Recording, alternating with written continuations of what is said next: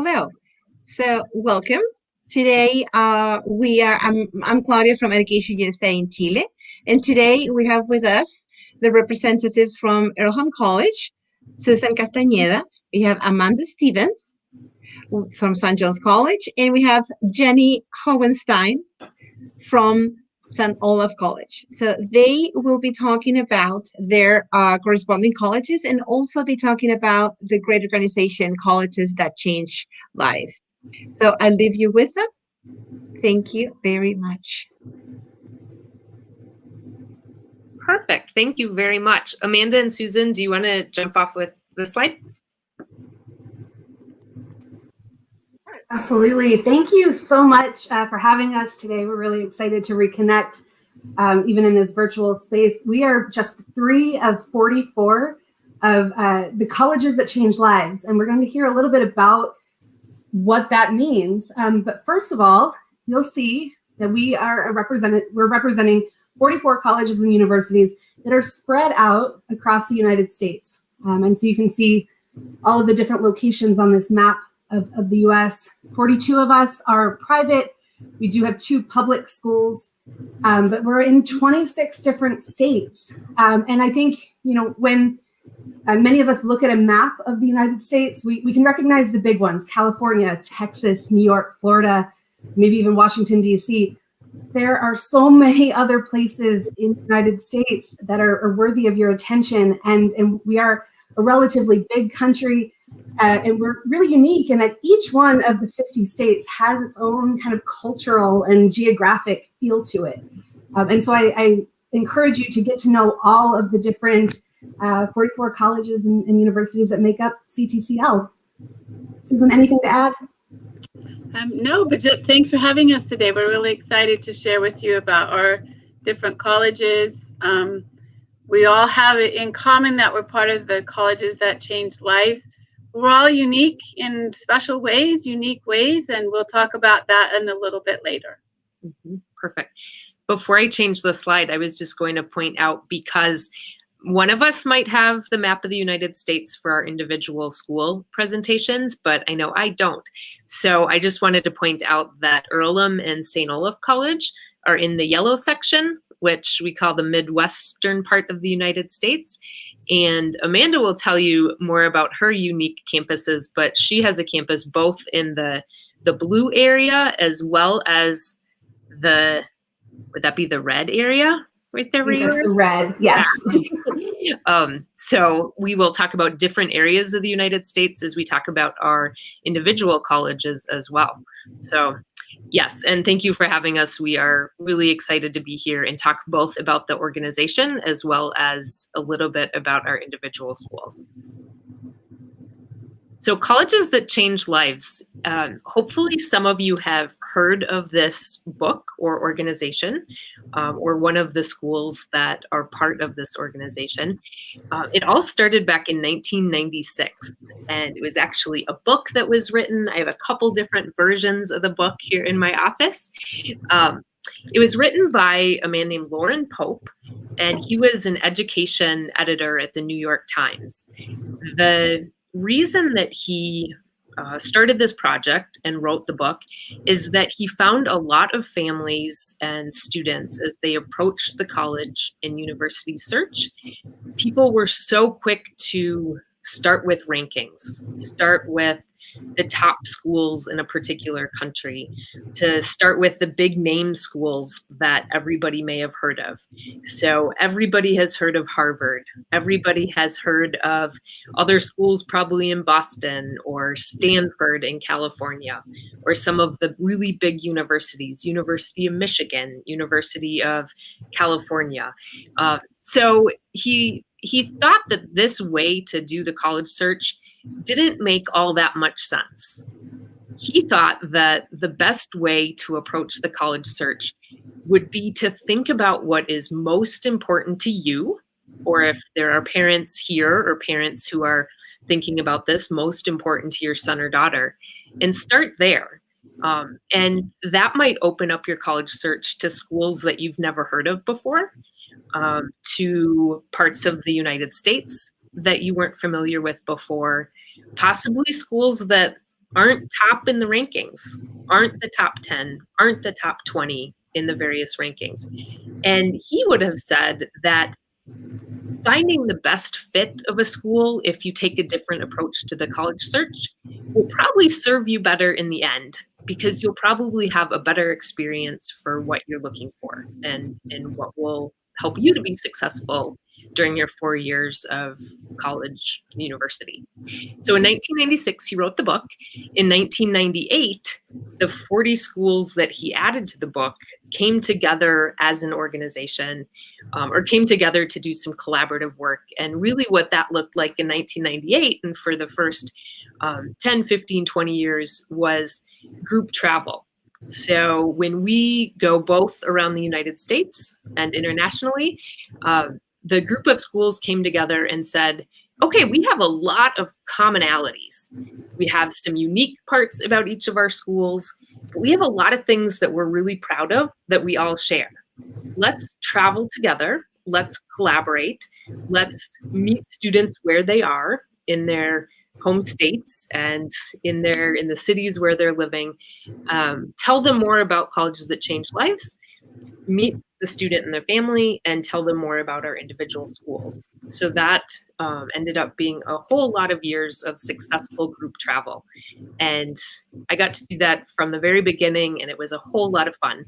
Different, certainly, than this virtual world, but there's pros and cons to both, I guess. So over the years, as you see in this list, there were a variety of revisions and different forwards from people, more information as the years went by.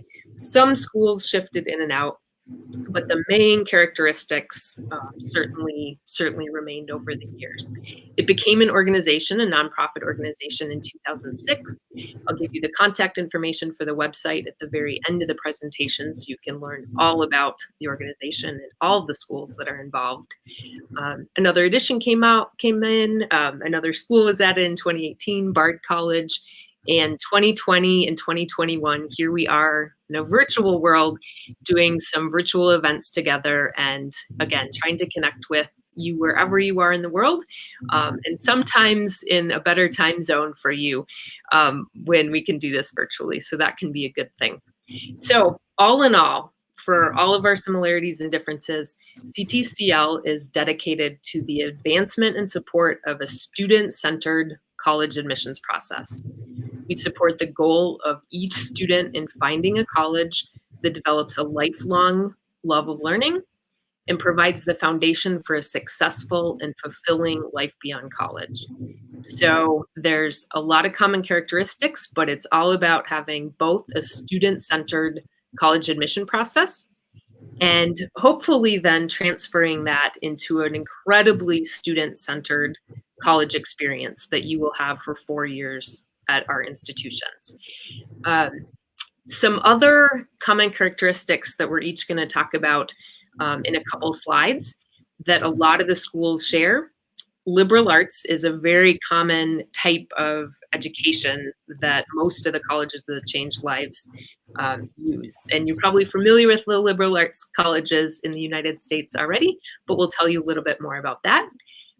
The student life and residential experience is another commonality. A lot of us talk a whole lot about what it's like to live on our campuses, get really involved in campus life, and how so much of what you'll be learning is outside of the classroom. And then I think we also all talk about experiential learning and how very important those opportunities are for students. But all of that aside, it's about a student-centered experience and making sure that you find the best fit college as you go through this process. We all know, as do your Education USA advisors, that the university search can be incredibly daunting. It can be, there's a lot of things to be nervous about and anxious about, but we are here to help you through that process. And we think that if you consider schools like those in colleges that change lives, your process might be a little less stressful and a little bit more focused on you. And we really hope that's the experience that you have. So we'll pop into the next slide here and talk a little bit about maybe how colleges that change lives can counterbalance all of the rankings maybe that you see out there in the world.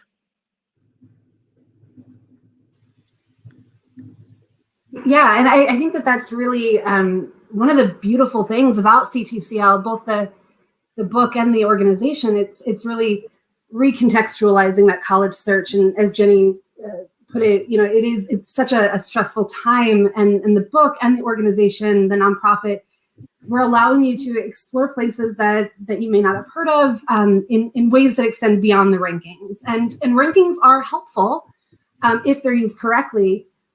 However, it's important to recognize that they're not always telling the whole picture, and you can't rely on them alone. So there are tons of organizations, and Susan, feel free to jump in, but tons of organizations out there. I'm thinking like Forbes, Wall Street Journal, U.S. News and World Report are all very popular. They all, I think, have one thing in common, and that's that they don't really tell you which college is best for you specifically. So, for example, U.S. News and World Report, we're all of the 2,000 plus four-year colleges and universities in the U.S., we don't all appear on the same ranking list. And so it is impossible to compare all of the universities that you're looking at together. So for U.S. News, they're separating out national liberal arts colleges from research universities, despite the fact that you probably have both types of institutions on your list. Likewise, if you look at that first bullet point there, you'll see that U.S. News, the number one criteria that they use when they're calculating a college or university's rank is that peer assessment. 20% of that ranking comes from a peer assessment.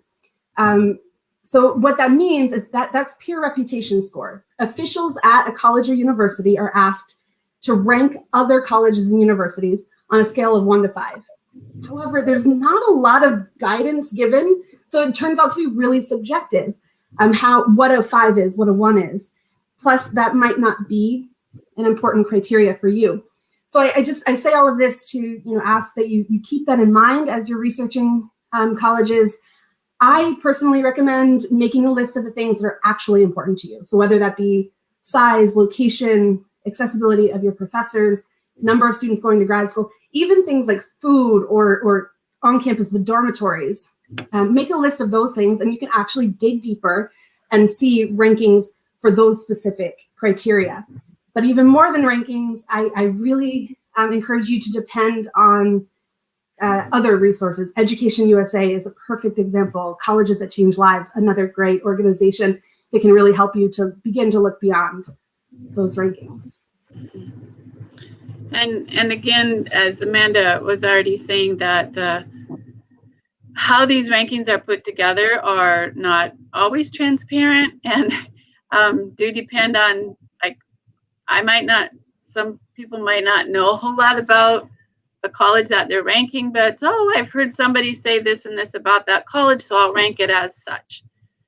Whereas really talking with somebody at that institution, or graduates of that institution, or parents of graduates from that institution, you're really able to get a more in-depth, personal, inside view of what that college experience meant for that student and that family. And the quote there by the National Survey for Student Engagement is really important. I mean, you could spend your whole life trying to get into one of the Ivy Leagues and still be a horrible student and not get anything out of the experience, not go to class. You could fail out. But it's really about how much you put into your education and how involved you are in the classroom, outside of the classroom, or make things happen. I know, I'm pretty sure that at all of our institutions, if there's a club that you really, really want to have and we don't have it, you can make it happen here. And that's even more useful to you as a student. It shows your initiative, it shows your motivation, your determination, your ideas, than going to a place that has all of these things all in place and just hands it to you. I think we all agree that the harder we work for something, the more we appreciate it. And so there are many, many ways besides just the rankings that that can be helpful to you as you're looking for colleges. Perfect. So as I had mentioned, we're going to talk about three similarities, three common characteristics of colleges that change life schools. And Amanda is first going to talk a little bit about liberal arts and sciences. Yeah, so I think pretty much all 44 of the CTCL schools are considered liberal arts institutions. I still do think that there's a lot of confusion about what the term liberal arts means. I hear people saying liberal must mean politically liberal, arts must be fine arts. Neither of those things is accurate. Liberal arts, the term is really just a shortened way of saying liberal arts and sciences, and it's been around forever. I think it harkens at least back to ancient Greek times. Artes liberales, I think is what they called it, the trivium and the quadrivium, these 7 schools of thought: grammar, logic, rhetoric, arithmetic, astronomy, music, and geometry. These, back in ancient Greece times, these were considered the 7 disciplines that you had to study in order to be well-rounded, to be what was considered a Renaissance thinker. So then you flash forward a day or two to modern times, and this concept of liberal arts has hung around. You'll find liberal arts colleges around the world, but I think in the United States, we're particularly well known for the liberal arts colleges and universities. And I'll pause and say I use college and university synonymously. There are some little differences, but for these purposes, people in the States tend to say college more than university. But of the colleges and universities in the United States, about 230-ish of them are considered liberal arts and sciences colleges. That makes up about 15% of the 4-year institutions in the US are considered liberal arts. And at a liberal arts university, we're all very different. We're all known for different things, but we have some similarities. At a liberal arts institution, there's typically an expectation that for at least the first year or two, you're going to be studying outside of your intended major. So you have this interdisciplinary study with a wide range of subjects. You're taking classes in the humanities, the social sciences, the sciences, mathematics, and you're building these skills that are geared towards more than just one profession. You're developing strong critical thinking skills, problem solving, communication skills, and you're learning to be flexible because ultimately we know that statistically people go out, they get jobs, they might have 3 to 5 different careers in their lifetime. So they're kind of hopping around more than maybe a generation ago. And likewise, students that are graduating today are entering into fields in careers that maybe don't even exist yet or didn't exist 5, 10 years ago. And so we know that employers really do value these critical thinking skills that a liberal arts college that is asking you to stop narrowly defining yourself by one thing. That's the skill that you get through a liberal arts education. Other than that, at liberal arts colleges, you tend to see smaller class sizes, a lot of discussion-based classes. So you might have some lectures with 300 students with a professor at the front lecturing, but a lot of times you're around tables and you're having discussions in smaller classes of between 10 and 30 students. The enrollment size, I think we vary. I think St. John's might be on the smaller side with just 1,000 students, but I would say typically liberal arts colleges have maybe less than 2,500 students. And we're going to hear from Jenny, I think, in a minute about how that campus size residential community really contributes to that sense of community on campus. And then other than that, there's always a focus on undergraduate education. So some of our liberal arts colleges have graduate programs. St. John's, for example, does offer a master's degree, but a lot of the focus, a lot of the dollars are spent on that undergraduate education experience. Most of us are using holistic admission, meaning that we're considering all aspects of your application rather than just focusing on the quantitative, your test scores or your GPA. We're going to look at your essays, what your teachers and your counselor have to say about you, your extracurriculars. We're kind of taking all of these things into consideration when we're making an admission decision. We're looking for well-rounded students that would be good classmates. And then finally, I put cost on here. I think it might not be entirely related, but I thought it was worth noting that oftentimes when you're researching a college or university, one of the first things you'll do is go to the website and click on tuition and fees. And on the website, you'll see a cost of attendance. That is the amount of money that the college says it will cost you to attend that university. We call that a sticker price. And sometimes when you look at the sticker price of a liberal arts college compared to maybe a public school or a research university, you'll see that the liberal arts college's sticker price might be a little bit higher than that of a public four-year institution. However, I wanted to point out, because I think people get really concerned or maybe overlook the fact that that sticker price is not ultimately the price that the majority of students end up paying towards the cost of their education. The vast majority of liberal arts colleges are offering significant merit scholarships and need-based financial aid to make the overall cost of attendance as affordable as, if not more affordable than your typical state college or research institution. So I think that might be it. I think we're going to save questions to the end, so I will pass it over to Jenny to talk more about that on-campus experience. Perfect. Thanks, Amanda. So academics are absolutely important, and you should be conducting your college search, looking for academic programs that really match what you're interested in now, what you might be interested in a few years, career paths, all of those things. But then after you get your list together of the schools that will be a good academic match for you, so maybe that's a liberal arts curriculum, maybe it's a particular academic major that you're looking for, then I always encourage students to think about their college, university, as a place that they'll be living for 4 years.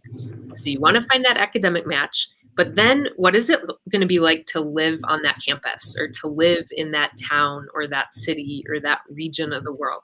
So student life on campus. So many of the colleges that change life schools will talk about very vibrant campuses and residential life systems and all of the clubs and activities that students can be involved in. This is a really important part of the college student experience in our eyes. So a phrase that you'll hear often is that a lot of the learning that you have over your 4 years of college are actually going to take place outside of the classroom. You'll learn a whole lot from your professors and in the classroom and doing research and all of that. That hopefully is a given, but sometimes people don't think about all of the life skills and incredible lessons that you'll learn doing everything else on campus. So residential life, this is different depending on countries that students are coming from. A lot of times students are coming from places where they go to university and they go to the campus to go to class during the day, and then they go home to their apartment or to their home at night. And it's very academic based. There's not a whole lot of extracurricular opportunity. The residential life aspect, for most of us, the majority of our students are living right on our college campus. So at St. Olaf, 95% of our students live right here. And I always talk about that as not so important just that you're living close to where you're taking classes and right on campus.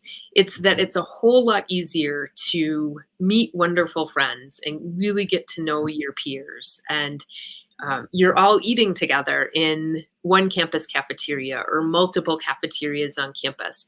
And having meals together and sharing conversation over food and meals can oftentimes be just as important as a conversation that you have in the classroom. So one thing when we talk about food on our campuses, doesn't seem like it should be the top criteria in your college search. But again, where are you going to be living for 4 years? And what is that what is that living and eating and all of those components of your life? What are those going to be like? Student clubs and organizations oftentimes will throw out a really big number, probably sounds really large for the size of our student bodies. St. Olaf, we have over 200 student clubs and activities, and that's certainly not uncommon. It's probably very common, in fact. Amanda was talking about the size of a lot of the colleges that changed life schools. I should say that St. Olaf happens to be a little bit on the larger end of that range. So we happen to have 3,000 students, and I'll tell you more about that later. So I guess some of our numbers might sound a little bit bigger than average, and that's just simply because we have more students. So student clubs and organizations.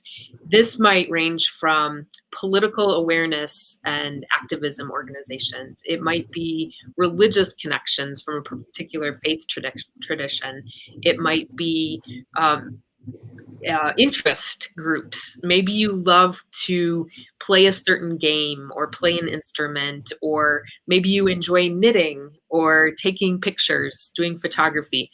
Anything that you're interested in and that you can think of, there's either probably a club for that already exists, or like Susan had mentioned at the beginning, if there's not, at almost every one of our schools, if not all of them, you probably will have the ability to create that club that you're interested in if it doesn't already exist. We're going to encourage you to take that initiative. We are going to help you through that process, and there are going to be advisors on our campuses who will help you make that happen. Because again, we think that involvement and extracurricular opportunities are really important.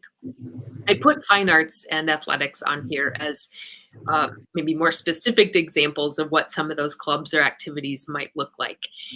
So many of our students are involved in fine arts in different ways, depending on the campus where you're living, depending on the school that you attend.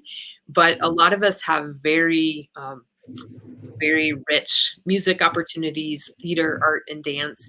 And one point that I want to make, both for fine arts and athletics, if the schools that you're looking at have athletic teams, at a lot of our schools, you don't have to be the best musician in the country. You do not have to be the best athlete at your high school or in your city to be involved in these organizations on our campuses. It's not that we might not have really competitive clubs and teams and ways to compete in certain athletic events. We might have that level of competition as well, but most of us have very broad ways to be involved. So we might have different levels of music organizations or different types of athletic teams to allow students to try new things if they haven't had the opportunity to do that back in your high school or in your home country. So fine arts and athletics are very popular ways to get involved in our campuses. And the point at the end is a lot of times students will come and ask, what do your students do on campus? You know, what should I expect campus life to be like? And oftentimes I'll ask students, what do you like to do now? What are your hobbies now? What do you enjoy doing when you get together with your friends? Some of those things you're going to continue through college. You're going to continue. Maybe you like watching movies with your friends. When you're in college, you'll probably get together with new friends and watch movies. If you enjoy cooking, you'll probably gather with friends and make meals that you eat together. If you are really active and you like to run or bike or do things outside, I bet you'll continue to do that in college. And those are good questions to ask to make sure that the schools you're looking at or the location that you're looking at, the type of town or city, has the resources that you need for the things that you're interested in doing. But I think just as important is we hope that you also explore new things that you haven't had the opportunity to do yet, or perhaps you haven't even thought that you were interested in. When you come to schools like ours, you're going to be exposed to a whole lot of ways to get involved. And I would say that it's easier to do that when you're living on campus and have all of these opportunities right in front of you. We talk a lot about balance. We talk about making sure that you do prioritize academics and study and and are very mindful of the classes and the academics that you're doing. But we also want to make sure that you have a healthy balance and finding ways to de-stress and enjoy your free time as well. So, and we think that you can do that on our campuses, and that's really important. So I think that's all I will say, and I will turn it over to Susan, who's going to talk about experiential learning and experiential opportunities. Okay, thanks, Jenny. When my daughter was little, she would always confuse experience with experiment. And I think it's really important that we continue that sense of curiosity. Like you can have an experiential experiment or an experimental experience.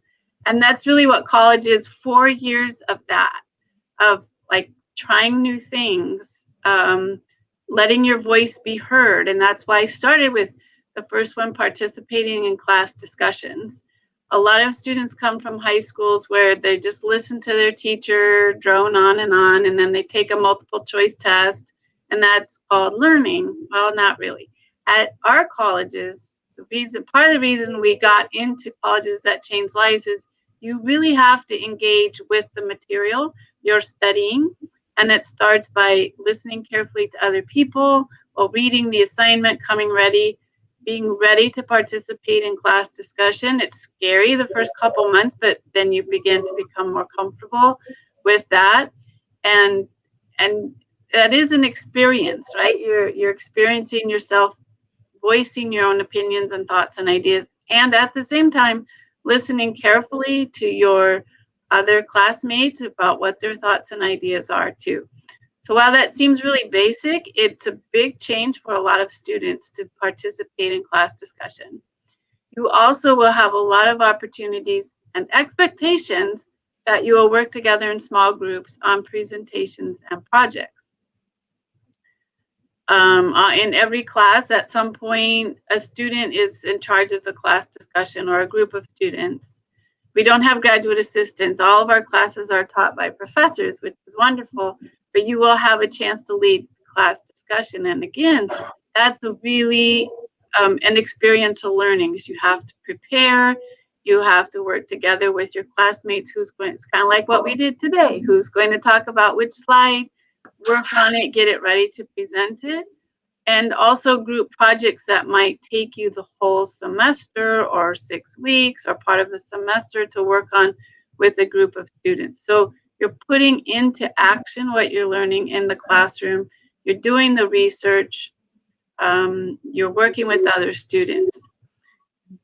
You will have opportunities to do your own research projects and or assist professors with their research. We've even had opportunities for our students to go with a professor to national conferences to present to other PhD professors.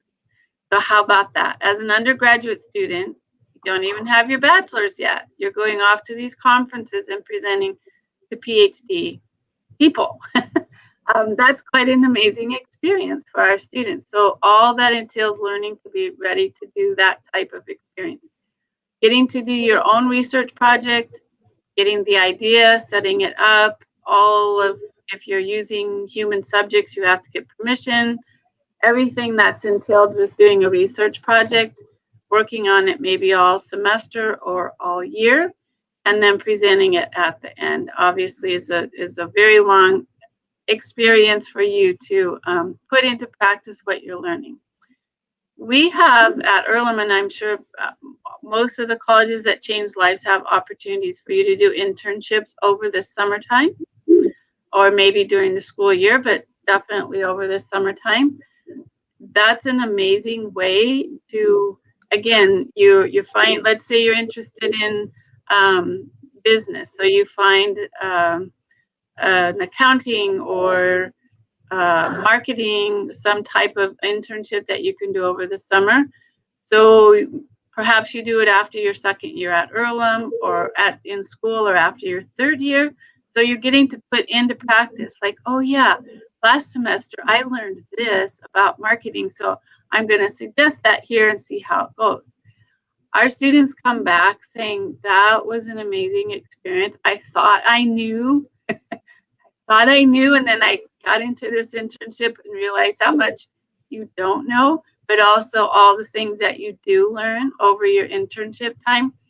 And then for international students, you also have opportunity for optional practical training after you graduate, and that's a very important part of your educational experience as well. In addition to internships, most of us have semester off-campus study opportunities, which means you do an academic semester someplace else. It could be in another country. So even though you would be international students here, you still could go to New Zealand or London or China or Japan, Ecuador for a whole semester and do an academic program. So it's part of your academic schooling.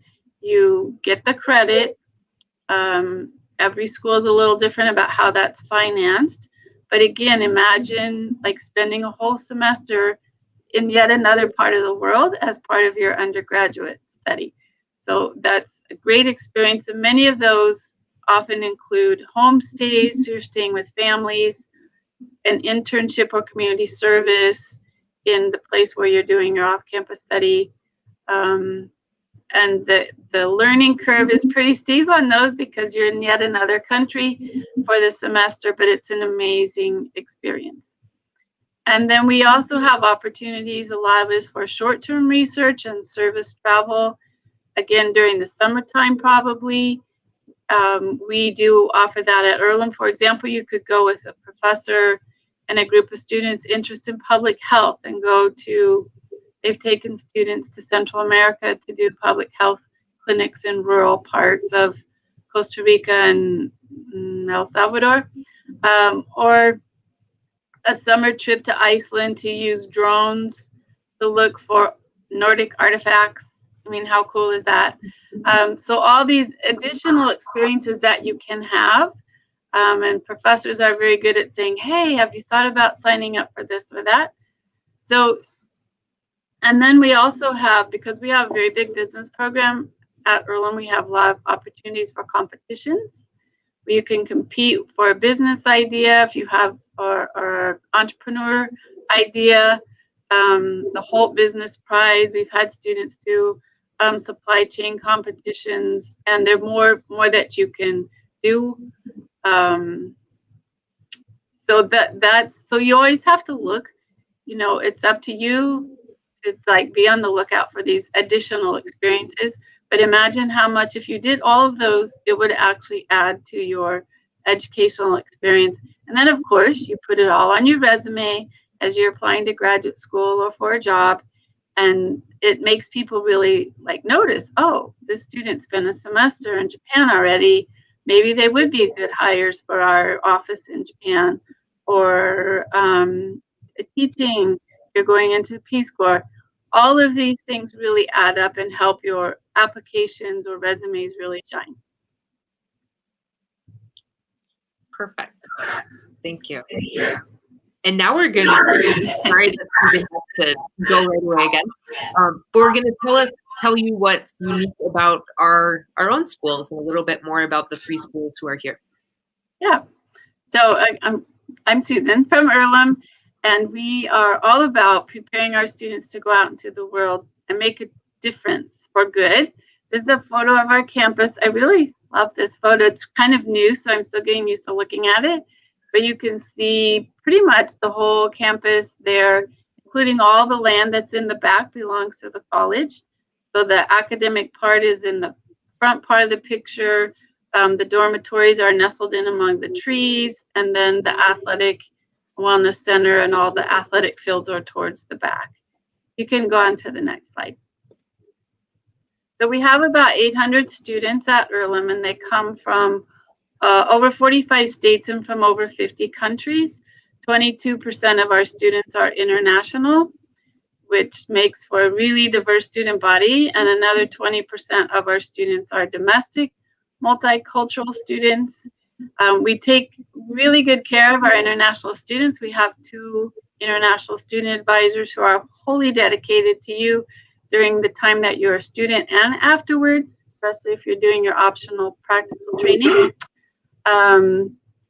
Yeah, so we have a really big promise for you that our learning community will inspire and motivate you with all these amazing transformative opportunities and experiences that I was just talking about, so that you can become a catalyst for good in a world that needs a lot of help.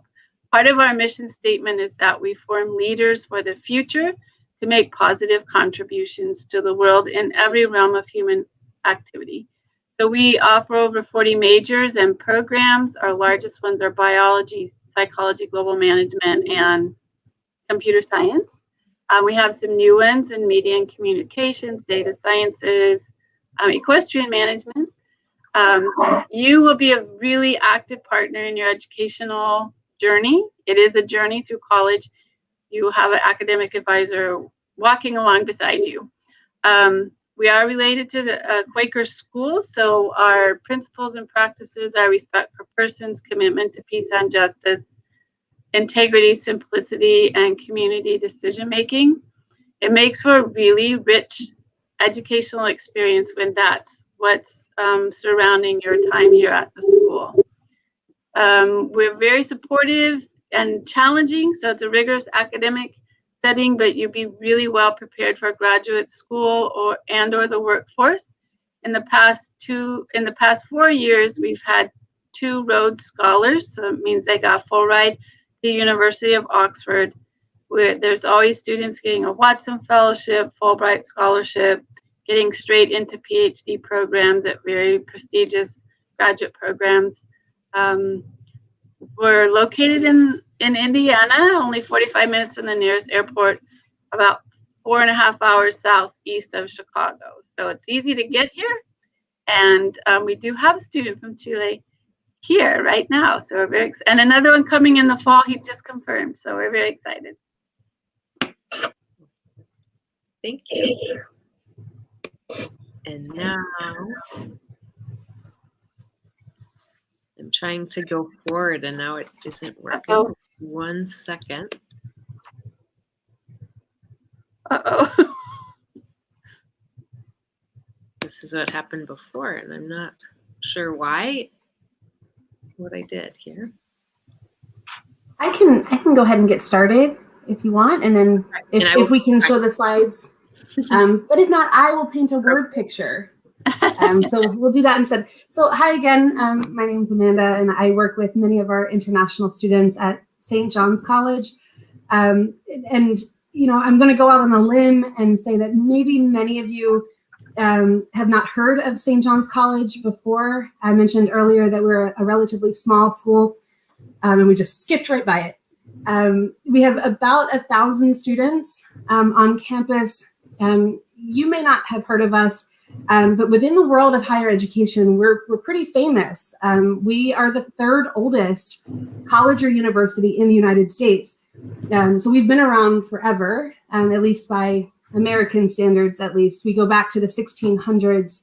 So you have Harvard, William and Mary, and then the 3rd founded was St. John's College. And the first thing that I usually talk about is that saint in our name, because I think it can be confusing for students because we actually have no religious affiliation. We have students of all different backgrounds at St. John's. We often joke on campus that because we're so old, everything was named after a saint in America at the time. But we have, like I said, about 1,000 students divided between 2 campuses. We have about 20% of our students coming from outside of the United States, about 61 different countries represented. And we recently were written about in the New York Times where they called us the most contrarian college or university in the United States. And it's really a badge of honor for Johnny's at this point to be called contrarian. We have that reputation for being a little different for a few reasons. And unfortunately, I don't have time to get into all of them today, but just talking about the highlights here. And the first thing that people notice about St. John's is the fact that we, as I mentioned, have 2 different campuses on opposite sides of the United States. And if you can see on that map, our first campus is that tiny one on the East Coast in Annapolis, Maryland. We are right on the water in Maryland. You can see in that picture. right there, about 2.5 hours south of New York City, and only about a 30-minute drive from Washington, D.C. And then all the way on the other side of the country in the Southwest, up in the Rocky Mountains, you have our second campus in Santa Fe, New Mexico. And students, if they want to, can actually transfer back and forth between the two. Your offer of admission is good at both. We like to say it's 2 for the price of 1. And oftentimes students will take a road trip between the two. And I mentioned earlier about how every state in the United States has a different flavor, a different culture. So you get to see more of that by being a student on both campuses and dividing your time between the two. But absolutely, the location aside, the thing that makes us really contrarian and the reason that we are famous within the world of academia is our program. Now, our program is asking you to kind of momentarily set aside what you thought university should be. A lot of students grow up being told they will go to college and they will major in something. At St. John's, we say, no, wait a second. We don't want you to just major in one thing and to spend all of your time narrowly focused on that one subject. Because, and I mentioned this before talking about the liberal arts, we understand that the world doesn't really work like that anymore. Every subject is kind of bleeding into other subjects. So we ask students to study more widely in this interdisciplinary curriculum that's using the great books or the classics as a guide.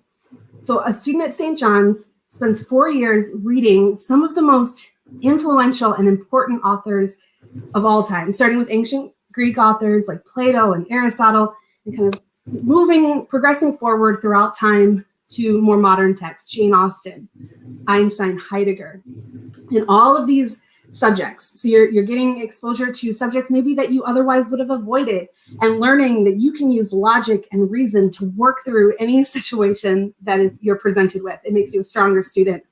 And you're in these discussion-based classes using these books as a guide to have questions and conversations about the world around us today. You learn where we've come from as people, as a civilization, how we've progressed to the point that we are. And so you'll graduate with a Bachelor of Arts in Liberal Arts. And you can absolutely impress your friends with how big your library is after reading all of these, really important books. But ultimately, that's not really the point of St. John's. We use those books as a guide, but really it's the skills that you learn by virtue of having those conversations. That's the true value. You learn to articulate your thoughts, and you develop a sense of fearlessness because you have spent 4 years actively engaging in your education. You can't hide in the back of a lecture hall because all of our classes are discussion-based. So you are front and center, participating actively in your own education. You're being asked to constantly challenge yourself, challenge the status quo, think about opinions that are different from your own. And then we see that after students graduate, they're doing a little bit of everything. We have graduates all over the world. Again, 20% of our students are coming from outside of the United States. Most will return home after and get a job in a variety of fields. They're pretty evenly divided between the humanities and the sciences in terms of the career paths that they choose. I fully appreciate that it can be really challenging. I've thrown a lot at you. This is all very different from maybe what you thought university would be. In general, though, if you are the type of student who is just really curious, you're constantly asking why, you love learning, you probably like reading and discussion, and you really are tired of being told what to think, that rote memorization that characterizes so many of our high school experiences. You want to participate actively in that education and learn how to think. St. John's is going to be a really good fit for you. And if there's a silver lining to the past year being online, it's really forced us to increase the number of different events and activities that we have virtually. So I would encourage you to connect with us. You can see a QR code there that will take you to our website. But participate in a class observation, a virtual tour, connecting with an admission counselor one-on-one. We have all kinds of different activities and events throughout the year. We just did an axolotl drawing last night. The axolotl, the little salamander, is our mascot. And we had a Bob Ross style drawing last night. So go onto our website, check out some of these activities, and reach out. for more information. Thanks so much. Perfect. Thank you. Sorry about the slide before. So St. Olaf, my name is Jenny Howenstein, and I'm the Director of International Recruitment here at St. Olaf. And you can see our campus. This was probably in autumn, probably in the fall, maybe in October in Minnesota. We're in Northfield, Minnesota, which is in the north central part of the United States, borders Canada, but we're probably in Northfield about 7-hour drive down from the Canadian border.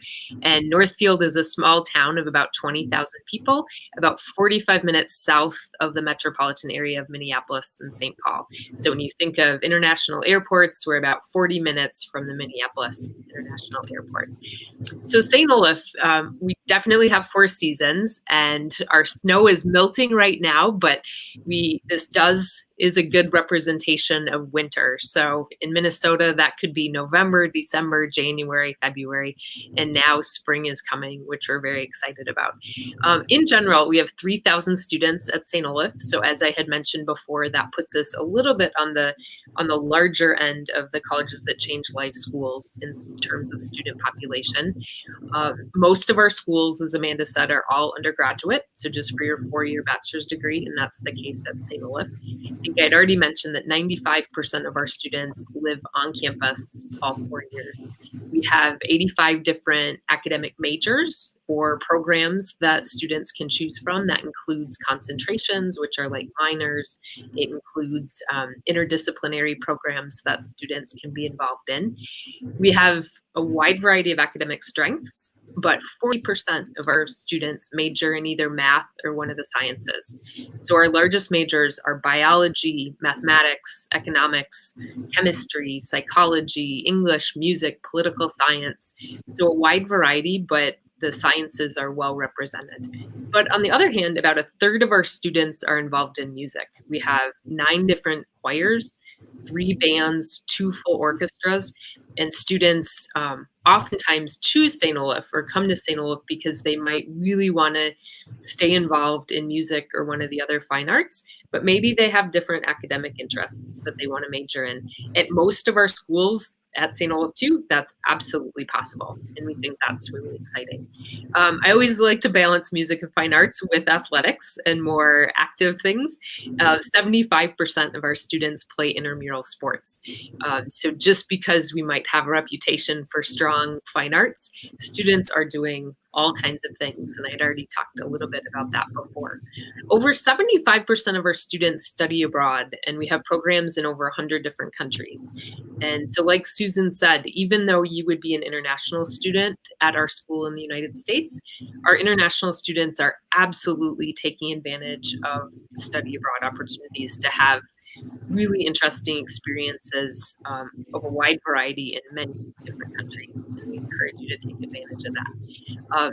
Along the line still of experiential learning, 92% of our students participate in research or an internship, and sometimes both. So all of our schools are going to very strongly encourage you to take advantage of those things that will be so helpful as you think of what you want to do after college. The presentation, we didn't include any information specifically about outcomes and about graduate programs and the career search that you'll think about pretty quickly after you start college. But all of our schools have very good career development centers and career counselors on our campuses to help you prepare for what you'll do after our schools, because we all think that that's as important as your time here in some ways, that you have that preparation as well. So I think that's all I'm going to say about St. Olaf, because hopefully we do have some time for questions, and we will be happy to take any questions that you have, but I wanted to make sure too that you have our contact information for all of us, as well as the Colleges That Change Lives website there on the bottom. So I think hopefully I'll speak for all 3 of us and say that we would love to hear from you if you have questions about our specific institutions, if you want to connect with people on our campuses. Someone at the beginning said one of the best ways to figure out if a particular school is a good match for you is to talk to people on the campus. So current students, professors, staff members, alumni of our schools who may be living in your home city. So we would love to stay in touch. Let us know if you need anything through the process. And I think I will turn it over to Martha, it looks like, for the question section. Thank you.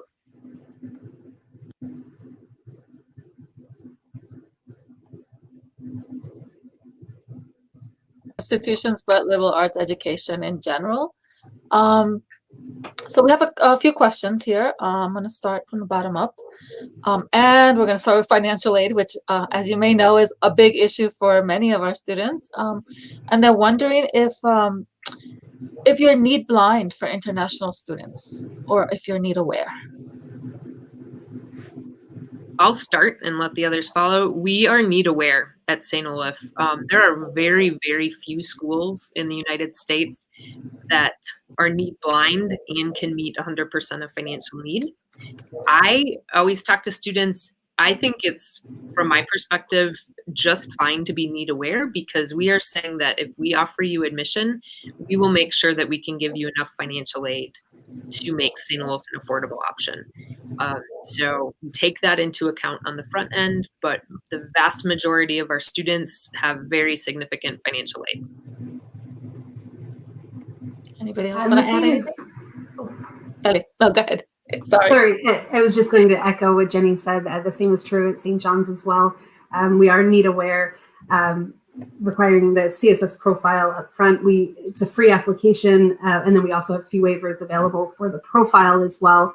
But we want, and this goes back to what I was saying at the beginning about that sticker price versus the cost of attendance that students actually end up paying when all is said and done. We try to make this education as affordable as possible for as many students as possible through significant merit scholarships up to a full tuition scholarship, and then also need-based financial aid as well. Yeah, we are also need aware at Earlham. We do offer merit scholarship, need-based grant, and work study award to almost all international students.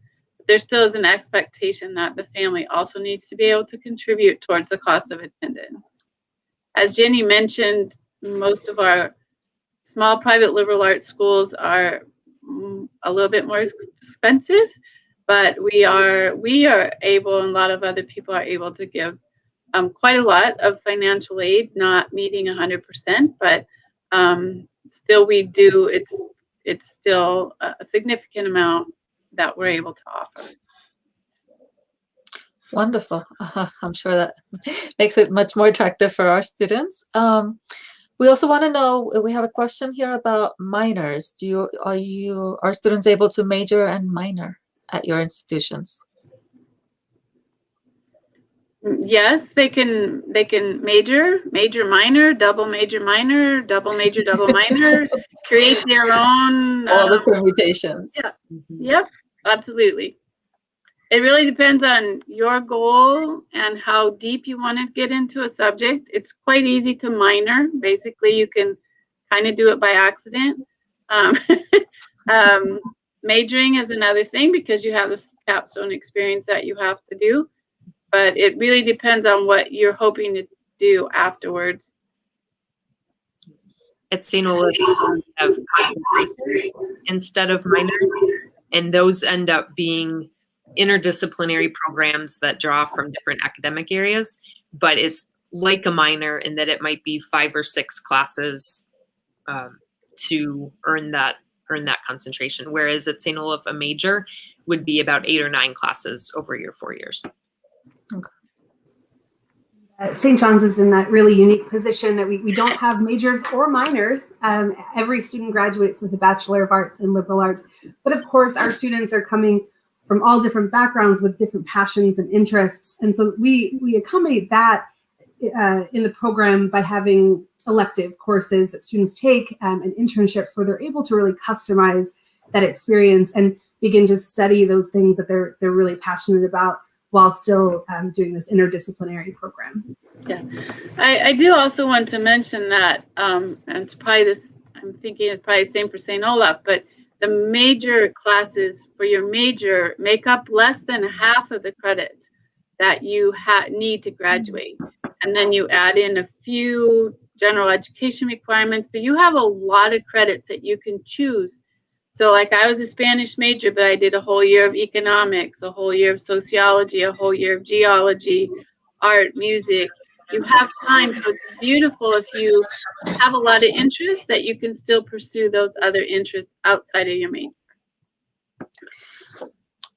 Great. We have a couple of questions that came in about English certification. So what tests are you currently accepting for English certification? We will accept TOEFL, IELTS, or Duolingo, which is a relatively new option for students, and it is oftentimes more cost effective and sometimes easier to take where you are with your own computer. Is that across the board? Well, yeah. We'll take the SAT, ACT, TOEFL, IELTS, Duolingo, Cambridge, and there's a couple other smaller ones there. Yeah, but Duolingo by far has outweighed any other test submission this year. And I'm really happy about that. We didn't hear that. Okay, actually, I'm going to piggyback on that. Since you mentioned the SAT, are your institutions test optional, or do you require the SAT? So, test optional. They're all test optional. Is that true across the board for the colleges that change lives, or is that just you three? I don't know if it's across the board, but I do know that the majority of us are test optional, and we're seeing a trend nationwide where many schools within the past year are moving to test optional and announcing that that's at least a semi-permanent change. Yeah. But I'm not sure if I could say definitively that all 44 are test optional. And just to be clear, I think because there is sometimes confusion for students about what is test optional, can you give like a quick definition of what that means to your institutions at least?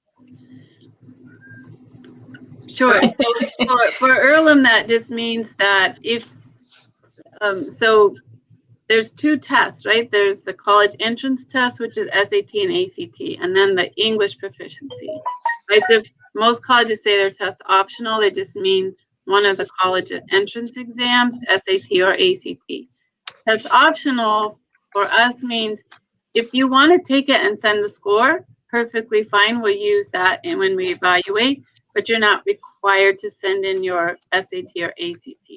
In our case, if you send in a test score and it bumps your merit scholarship up a level, we'll give you more money. If it would have pulled it down, we won't.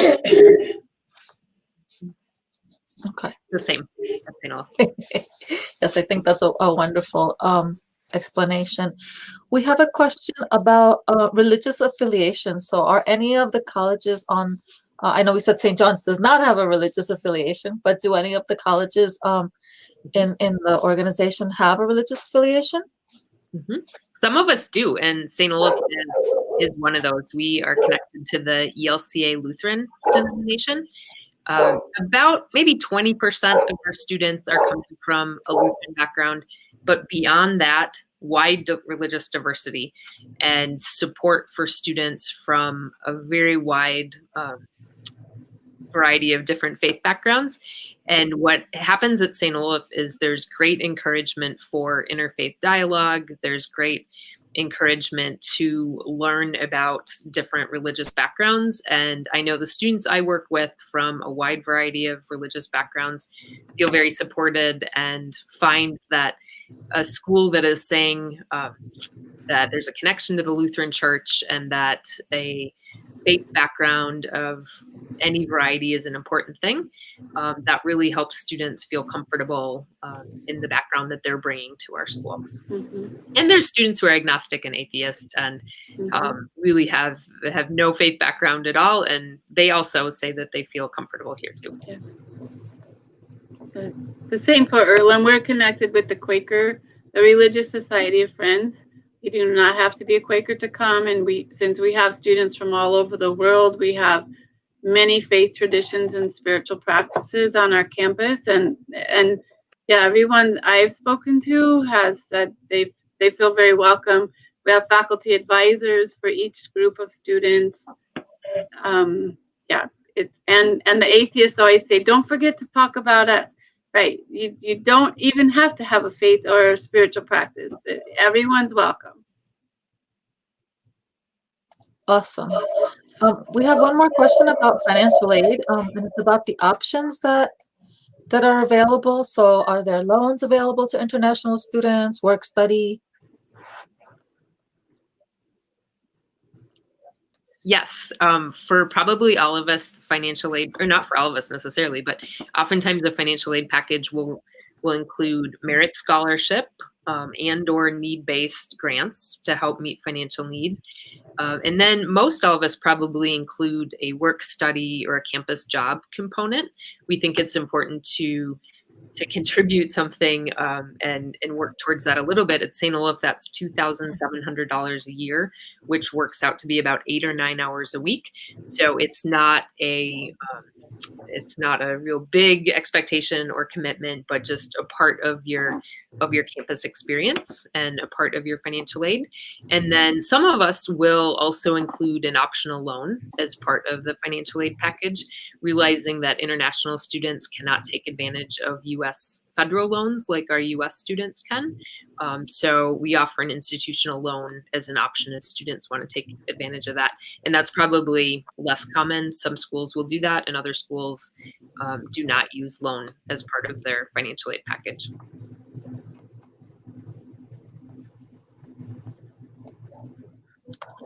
Okay, anybody, are there any other questions? If you have questions in the audience, you can type them in now before we end. Athletic scholarships to international students. Well, we're a Division III school, which means that we're not allowed to give athletic scholarships to anybody, international or domestic. Our students are students first and then athletes. About 40% of our students are varsity athletes, but they do get their merit scholarship. The nice thing about that is if you get hurt and you're on an athletic scholarship, you'll probably lose your scholarship. If you break your ankle, you still can think, so you still have your merit scholarship. Yeah. That's a great way to look at it. Yeah, a lot of students, international students, will ask about athletic scholarships. And oftentimes the question comes from believing that that's the only way that they will receive funding to go to college. And it is important to remember, as Amanda said in her section, that we offer a lot of financial aid and scholarship for international students for both academics, other areas, and also need-based financial aid. So if you're an athlete, know that you'll probably have great opportunities to play your sport at a lot of our schools.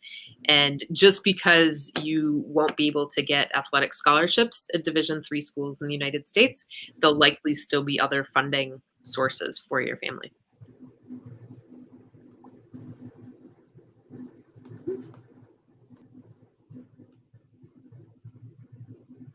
Oh, I keep forgetting about the mic. Sorry. I'm going to sneak in one of my own questions, because a lot of our students, when we talk about liberal arts institutions, they wonder about engineering, which is a very common, major here. That it's a very common career people are interested in, and they say, "Well, can I study engineering at a liberal arts college?" Jenny? Yeah, we don't have an engineering major. A lot of the schools probably will have the same answer, that there's not an engineering major or an engineering program. But we've always had a path to graduate programs for engineering, and that's probably the case for many of us, that our students will either do a master's or advanced education in engineering. We just recently, just this year, put together an engineering studies program, an engineering studies concentration. And it's not even adding new classes, it's just pulling them all together to make a more clear path for students to pursue that option. The other thing that students will probably find at a lot of liberal arts colleges, including St. Olaf, is a 3-2 option. And many of your students have probably heard about that they can come to our school for 3 years, get a Bachelor of Arts in computer science, chemistry, physics is probably the most common, and then do 2 years at our partner institution to get their Bachelor of Science in Engineering. So it's 2 bachelor's degrees in 5 years. It's a great option for some students, certainly gets them further along the path of engineering. But the other option is to do all 4 years at the school they choose at the undergraduate level and then go to graduate school. And that's a fine option too. And that's not something that students have to know until they're actually at our school. They could have either of those paths. Exactly the same at Irwin. Yeah. Interestingly enough, we do not offer engineering, but in our class of 2019, a very high percentage of our students got hired on as software engineers, even though we don't have engineering. The beauty of the modern world. Yes.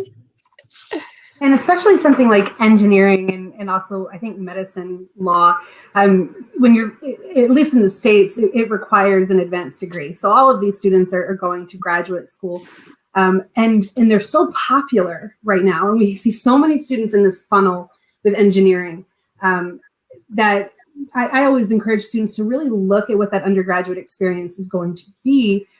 Yes, you need to make sure that you have the credits and you've taken the appropriate classes to be able to gain admission to these graduate programs. And Jenny was talking about a really popular path, that 3-2 or 2-2 program, to be able to kind of segue seamlessly. But think about how you're setting yourself apart when you're applying to graduate programs in these really competitive markets. Engineering, again, is number one on my list right now in terms of popularity. So the liberal arts experience is giving you something different than the majority of students out there, and it helps you to stand out in the application process. Yes, I agree.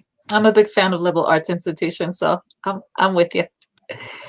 Any final questions from our audience? Doesn't look like anything new has come in, and we are actually at time, a little bit over actually. So once again, I want to thank the three of you for your presentation, for your time. I think it's been very informative.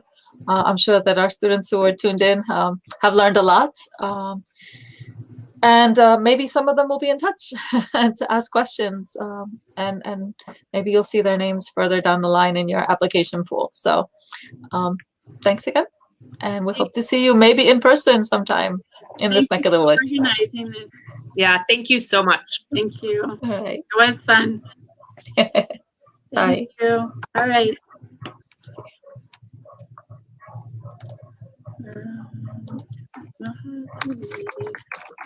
I know. See. Ah.